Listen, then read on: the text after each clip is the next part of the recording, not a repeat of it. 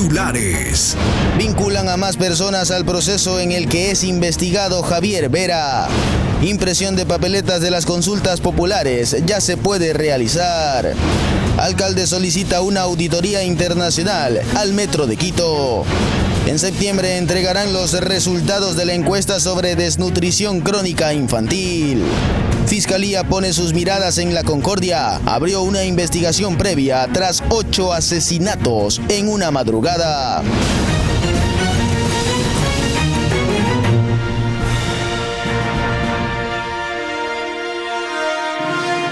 Esto es Noticias Oromar de las 7 de la mañana, con la conducción de Tania Loor.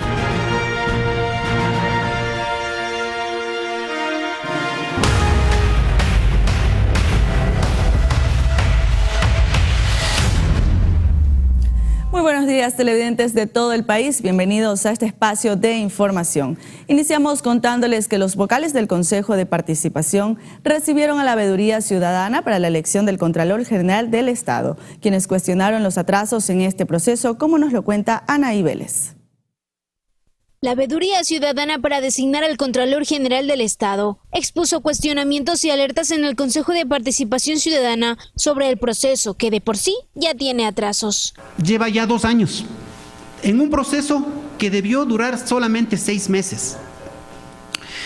Es lamentable decir que mientras nuestro país exige tener ya un Contralor oficial, seguimos contando con un Contralor subrogante del subrogante prorrogado. Parece hasta trabalenguas, ¿no? Además, una de las veedoras explicó que se ha realizado todo un proceso para evidenciar el trabajo que han realizado, que incluso expusieron que en septiembre del año pasado 2 expedientes de postulantes no abrían en la página. Los 2 expedientes tenían que ser revisados justamente para la etapa de impugnación y nos sorprendió el que no se abría. En septiembre nosotros habíamos ya a través de este oficio hecho notar esta falencia y esta aparente falta de transparencia en el Consejo de Participación, ¿no? Por no estar el expediente en el sitio web. Si es que no pasaron la etapa de impugnación 2 expedientes, entonces esto enturbió el proceso, esta etapa de impugnación. Y una de las postulantes de las que no se abrían los expedientes está ahorita de suplente. Recordemos que justo en este proceso se puso una acción de protección, por lo que el consejero Augusto Verduga sugirió que la Corte Constitucional intervenga. Invito a que podamos generar justamente una consulta a la Corte Constitucional a fin de que tengamos justamente un criterio sobre cuándo proceden o no la interposición de estas medidas de garantías jurisdiccionales. Me parece que es algo que le va a dar tranquilidad al pueblo ecuatoriano, que es nuestra obligación así proceder, y que es la única manera de poder avanzar conforme los tiempos y los requerimientos de la ciudadanía y de nuestros mandantes en estos concursos de oposición y mérito. Sin embargo, el proceso para elegir al nuevo Contralor inició a mediados del 2021 y hasta la fecha no se ha logrado designar uno, aunque lo mismo pasa con otras autoridades.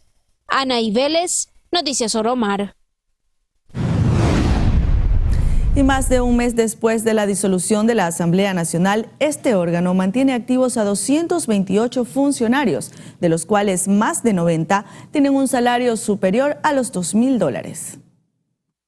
Según datos de la página de transparencia de la Asamblea Nacional, de los 1.360 funcionarios que había a finales de abril en dicha institución, solo 228 se mantienen trabajando luego de la muerte cruzada. A cargo del órgano legislativo quedó el administrador Miguel Pesantes, quien es el responsable del proceso de liquidación de quienes salieron. Lo que se informó posterior a la disolución de la Asamblea es que se debía mantener a los funcionarios con nombramientos. No obstante, el expresidente Virgilio Saquicela recordó que también se debía asegurar los derechos de las mujeres embarazadas y en periodo de lactancia, así como los de las personas con discapacidad. Es así que entre los 228 trabajadores activos habría directores de áreas, asesores de la presidencia y de asambleístas, cargos que actualmente están vacíos. De acuerdo a los datos en la web de transparencia de la Asamblea, el sueldo de los 1.360 funcionarios que había hasta antes de la muerte cruzada sumaba un valor de 2,8 millones de dólares. Con la reducción de personal, el monto sería de 410.378 dólares, un costo alto para una función del Estado que no está activa.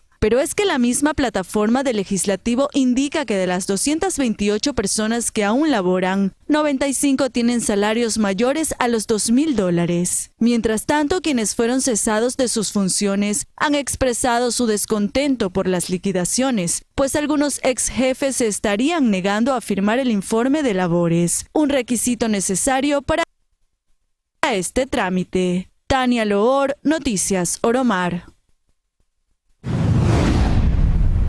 La Fiscalía General del Estado vinculó a 2 personas más en el proceso por presunto cohecho, en el que también es investigado el exministro de Energía y Minas, Javier Ube. El juez Luis Rivera dictó prisión preventiva, así como la retención de cuentas de ahorros, corrientes, pólizas e inversiones que mantengan los procesados en el sistema financiero nacional y la prohibición de enajenar bienes en Guayas, Santa Elena y Pichincha por $80.000. Durante la audiencia se presentaron 21 elementos de convicción con los que se sustentó la vinculación de Armando R. alias El Chavo y Alan V., quien se habría presentado como asesor del exfuncionario.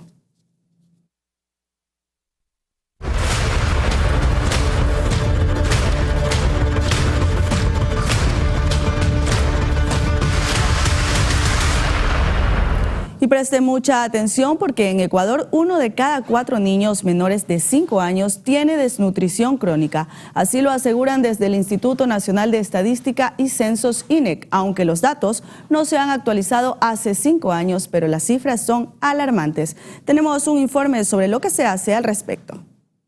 Dame tu manito, eso. Si bien es cierto, no hay registros actualizados sobre la desnutrición infantil, y eso no es lo único preocupante. Se suma que solo hay estadísticas hace 5 años atrás, las cuales son preocupantes. Un 27,2% de niños menores de 3 años padecen de desnutrición crónica. Ante aquello, desde julio de 2022 se comenzó a levantar información. Con buenas noticias, como es la primera encuesta especializada de desnutrición crónica infantil, que está en el marco de la estrategia de reducción de la desnutrición crónica infantil que lleva a cabo el Gobierno Nacional para poder combatir a esta problemática que tienen los niños del Ecuador. 1 de cada 4 niños en el Ecuador tiene desnutrición crónica infantil. Ya el 10 de julio cerramos a nivel nacional campo. Con esto vamos a visitar más de 20.000 viviendas a nivel nacional hemos visitado. Y vamos a presentar resultados en septiembre de este año, como estuvo planificado desde un inicio. Esta encuesta especializada se viene aplicando a hogares seleccionados con menores de 5 años y sus respectivas madres a escala nacional. Para poder analizar su peso, su talla, la presencia de bacterias como el E. coli para saber la calidad del agua, también los temas de anemia, inmunizaciones, controles, en sí, un sinnúmero de temáticas. Según Muñoz, cuentan con 160 encuestadores a escala nacional. Pero es importante señalar que dentro de este equipo tenemos personal que se llaman antropometristas, que son encuestadores especializados, que tienen un perfil en salud, enfermería, que tienen certificaciones internacionales, lo que garantiza que todas las mediciones, todo el levantamiento de la información es con el aseguramiento de calidad. ¿Qué es importante? Esta encuesta ha sido acompañada por organismos internacionales desde un principio, como son UNICEF, OPS, el Banco Mundial. Pero, ¿cómo identificar a los encuestadores? Con su chaleco, con su gorra, con su credencial. A todas las personas pueden identificar a nuestros encuestadores llamando al 1-800-08-0808 o a través de nuestra página web.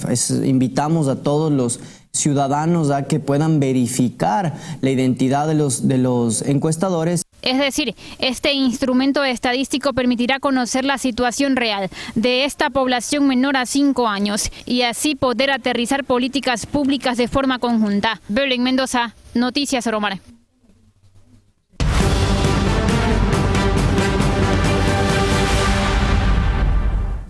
Momento de revisar temas electorales, y es que el consejero del CNE, José Cabrera, informó que el Instituto Geográfico Militar ya podría empezar a imprimir las papeletas para las consultas populares. Además, indicó que con las Fuerzas Armadas también han empezado a dialogar para las labores de logística que se realizan.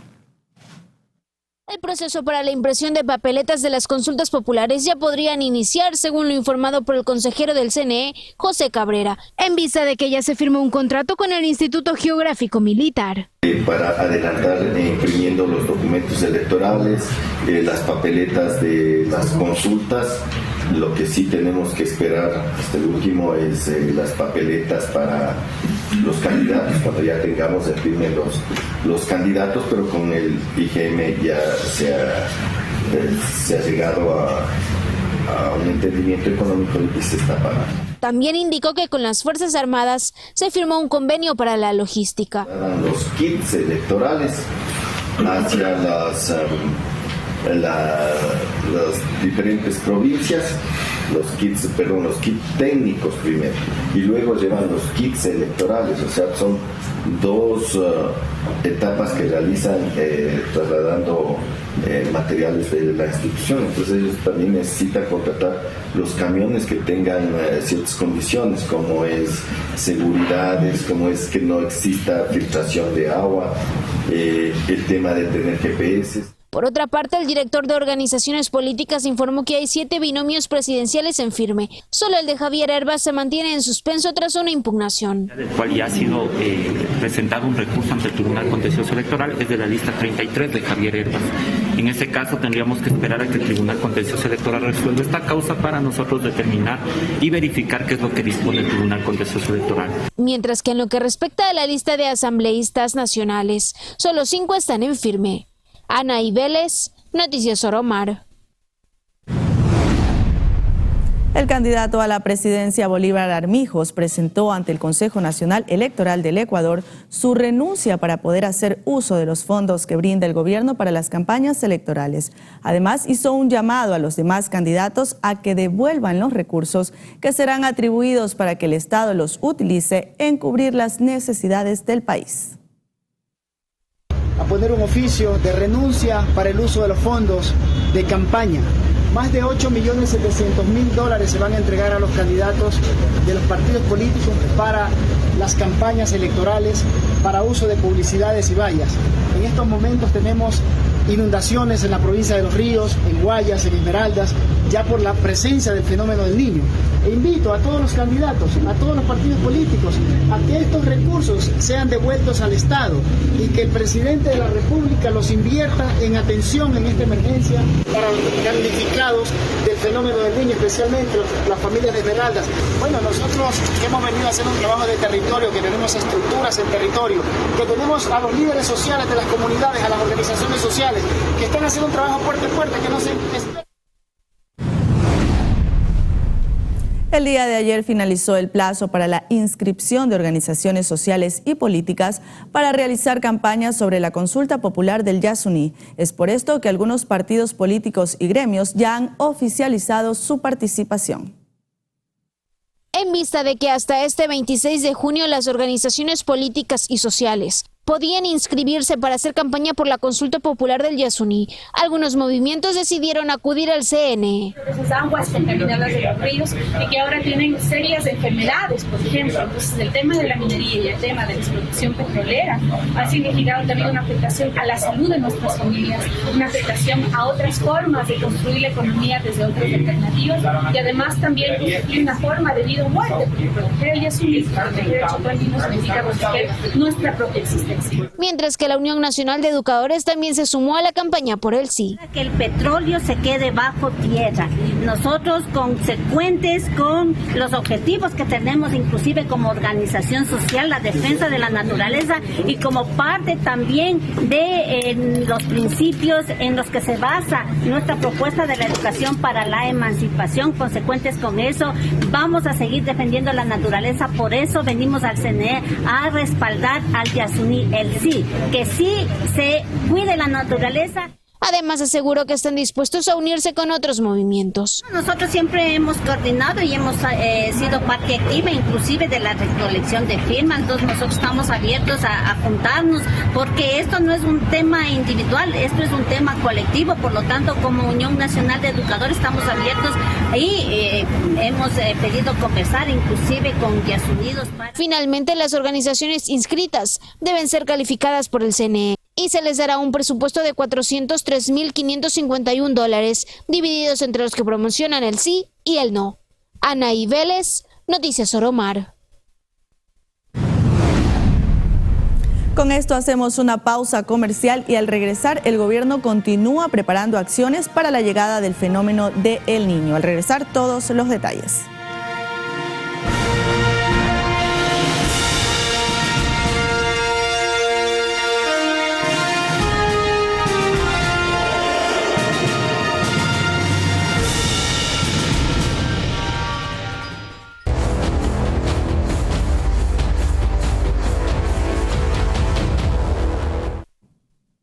Regresamos con más noticias. El alcalde de Quito, Pavel Muñoz, indicó en su informe semanal que solicitó a la Contraloría General del Estado que realice una auditoría al Metro de Quito. A continuación, escuchemos un extracto de las declaraciones del burgomaestre. Envié al Contralor General del Estado una solicitud de auditoría. Lo que sí le he dicho yo al auditor es que al Contralor pueda evaluar si esa auditoría podría ser, por ejemplo, una auditoría internacional, que tiene todo el sentido de que pueda ser internacional, porque recuerden que el Metro de Quito es el primer metro en el país, no hemos tenido antes un metro y por lo tanto las auditorías que suelen componerse de dos componentes, el componente más legal y contable de auditoría, digamos, ¿no es cierto?, cómo están los números, la auditoría operando más como un juez de cuenta, sabiendo si se cumplieron los procedimientos, sabiendo si se cumplieron los reglamentos de la Contraloría y la legalidad, viene acompañada de otro componente que es el componente técnico y por lo tanto en el componente técnico está el detalle de los aspectos más específicos, técnicos y operativos del Metro de Quito. Tal como lo anunciamos antes de la pausa, la mañana de este lunes, el presidente de la República, Guillermo Lasso, mantuvo una reunión con representantes del sector productivo a fin de presentar el plan de emergencia ante la llegada del fenómeno del Niño. Durante el diálogo se analizaron las acciones enfocadas en el sector productivo para apoyar principalmente a los pequeños productores. También se informó que se busca el respaldo por parte de los multilaterales en la entrega de recursos que beneficiarán a los GAT y que se presentará un proyecto de decreto ley que facilite a los gobiernos locales la contratación pública y el financiamiento del Banco de Desarrollo para alquilar maquinaria. En esta semana tengo una reunión telefónica en Zoom con el presidente del Banco Mundial. Ya la mantuve con el presidente de la CAF para activar líneas por encima del actual nivel de endeudamiento, activar líneas de crédito de libre disponibilidad para empezar desde hoy a trabajar en la mitigación de esos riesgos, como es limpieza de canales, desolve de ríos y preparar incluso los albergues para los afectados en las zonas de las provincias costeras del Ecuador. Vamos a presentar un proyecto de ley que facilite la contratación pública y también que facilite el financiamiento del BEDE, que hoy está prohibido, para alquilar maquinaria, porque hay un gran parque caminero aquí en el país y pues obviamente no puede ser posible que nos retrasemos en la compra de maquinaria cuando los tenemos aquí parqueados y no se pueda financiar el alquiler de esa maquinaria. Vamos a presentar un proyecto de ley en esta semana a la Corte Constitucional en ese sentido para facilitar la distribución de recursos y poder trabajar todos juntos con los municipios y con las prefecturas. En otro tema, la Fiscalía abrió una investigación previa en torno al presunto asesinato de 8 personas registrado la madrugada del domingo en Santo Domingo de los Áchilas y cuyos cadáveres fueron encontrados en varios sectores de La Concordia. Según versión de la policía, esta masacre se trataría de enfrentamientos entre grupos delictivos.